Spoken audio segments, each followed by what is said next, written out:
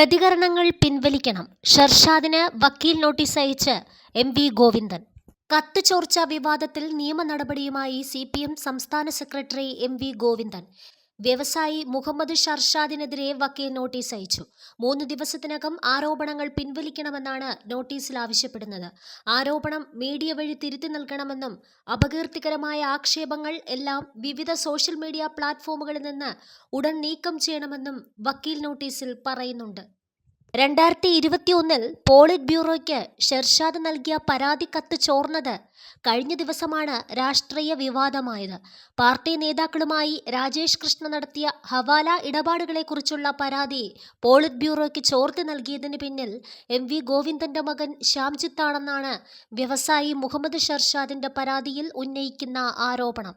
തെറ്റായ പരാതിയുടെ അടിസ്ഥാനത്തിൽ പ്രതിനിധി സ്ഥാനത്ത് നിന്ന് തന്നെ നീക്കിയെന്നാരോപിച്ച് രാജേഷ് ഡൽഹി ഹൈക്കോടതിയിൽ ഒരു സ്വകാര്യ പരാതി ഫയൽ ചെയ്തിരുന്നു. വിവാദം അസംബന്ധമാണെന്നും ഇത്തരത്തിലുള്ള അസംബന്ധങ്ങളോട് പ്രതികരിക്കാനില്ലെന്നും എം വി ഗോവിന്ദൻ ഇന്നലെ പ്രതികരിച്ചിരുന്നു. ഇതിനിടെ PBക്ക് പരാതി നൽകിയ ഷർഷാദിനെ CPM കേന്ദ്ര കമ്മിറ്റി അംഗം EP ജയരാജൻ ഇന്നലെ ഫോണിൽ ബന്ധപ്പെട്ടതായുള്ള സൂചനകളും പുറത്തുവരുന്നുണ്ട്. CPMനുള്ളിലെ പ്രത്യേകിച്ച് കണ്ണൂരിലെ ചേരിപ്പോരുകളുടെ ഭാഗമാണ് പുതിയ വിവാദമെന്നത് വ്യക്തമാണ്.